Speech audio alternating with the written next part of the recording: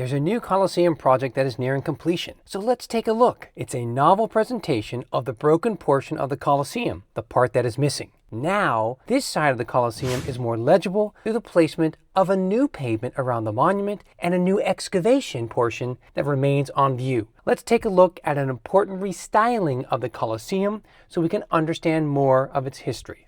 Hey, this is Darius in the Colosseum. Today we're going to take a look at a new pavement. And this new pavement of travertine stone is ready for the public. It's really for you to understand that the broken side of the Colosseum was not forever lost. Here you've recuperated some history. Let's explore what's going on around the Colosseum today. This is Darius Arya. Thanks for liking this video and subscribing to my channel for travel and insights into what's new in ancient Rome. You know the Colosseum, and you know that half of its outer wall on the southern side collapsed in the early Middle Ages. The famous date of an earthquake that shook it down is 1349, although recent excavations suggest some collapse and spoliation began as early as the 6th or 7th centuries. By the 19th century, two important buttresses were installed in 1807 and 1827, but the presentation to the public of the broken side, whose outer wall of travertine stone blocks were robbed out during the medieval and Renaissance times, was quite confusing. A narrow white band in the black San Pietrino pavement was the only clue or indication of where the missing Colosseum outer wall was once located. This had to change. This new project, begun in 2022, excavated 2,000 square meters of pavement to reveal and document the foundations of the outer wall, the portion that's missing, its drainage channels, and foundations for the massive travertine piers, then followed by the insertion of a new travertine pavement to cover the surface area of the missing portion. Let's take a look at the results. All right, it's a beautiful day here, and I'm in the new paved section of the Colosseum. So this actually, technically speaking, is inside the Colosseum. You see people sitting on these benches, but basically it's a recreation of the piers of the Colosseum. Here's actually one that's original, and it even has some of the iron pins sealed in with lead. So it's something new in the Colosseum, and it gives you a chance to understand the great history of the building. And of course, it's this side that the exterior wall has collapsed. So how do you recreate that for the public? You have the San Pietrini over here, so you're definitely outside the Colosseum. How do you remind people, inform people that technically speaking, this section here is inside the Colosseum? So what they've done is they left one section behind here, excavated, so you can see some of the foundation walls for the piers of the exterior wall of the Colosseum. And over here, you allow the public to enjoy being inside it, but you still have to remind them about those big, massive piers, one of which is preserved and visible. So the new experience of the Colosseum on a beautiful winter day is great because it's interpretive, it's engaging, and it reminds you this is an archaeological site, reminds you of the process of construction. The section behind me hasn't been inaugurated yet, but you have a nice glass barrier here. And we also have some of the original pieces like this block. There are other ones as you make your way around the broken side of the Colosseum that show us the actual clues into the construction procedure. And I think for all these millions of tourists that are going to be here, they're going to have an extra treat. So I step down and I'm outside the Colosseum.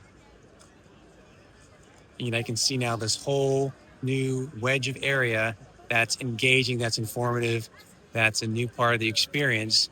And I think you're going to have a much truer understanding then of how magnificent this building was. And a big part of it is its destruction and its loss.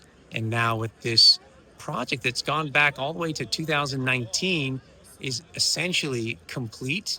And just take a look at it when you come to the Colosseum, because I think you'll enjoy the added experience.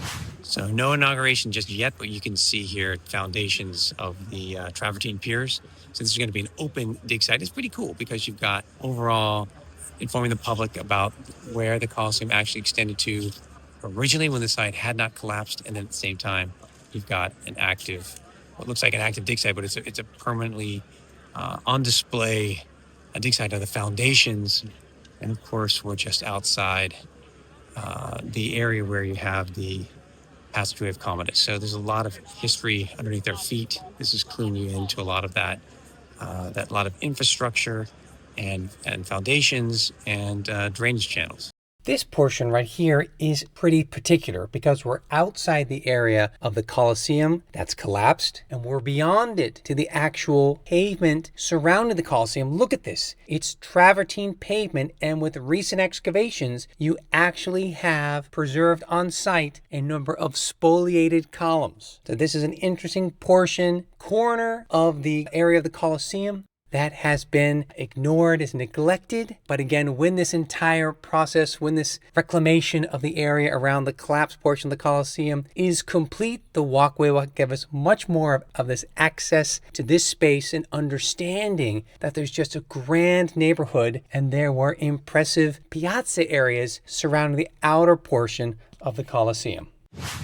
So what you can see from this vantage point is it's a whole lot of modern travertine.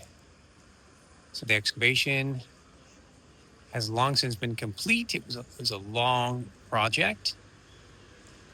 What they're doing is they're replacing the one-time Sempietrini that were all over the place here.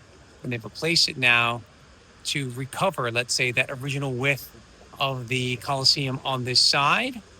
It goes all the way around the corner, all the way to the other large bracket that shores up the Colosseum. So the Valadier in the front, the famous facade. In the back, we have the stern, 1807 and 1827. But now we have a kind of a connective tissue here. And the reason why I'm standing on this block, there's another block right there, it's reminding us of those one-time pillars that are still preserved when you go inside the Colosseum. So it's a great way to inform you, create an archaeological site out of it, also to create a space that you can enjoy, I think, and sit down and, have a better understanding of the original dimensions and appearance of the Colosseum on the side that's now broken. So now we are in the southeastern corner of the Colosseum, and we're walking towards that large buttress known as the stern buttress, which is constructed in 1807. You can see a number of the arcades have been filled in to stabilize this broken fragment of the Colosseum still standing. And we're walking our way to the exterior pavement, which is very particular. We have a new metal fence that's surrounding this area, preserving this area. And we have a series of bollards, which we'll spend a little more time talking about in the future. But what we have here is a number of standing bollards of travertine stone, probably used for crowd control. And then beyond it, we see good old Roman road made of selce, this volcanic stone, for a very large extended piazza area. So we have a distinction then in the makeup of the pavement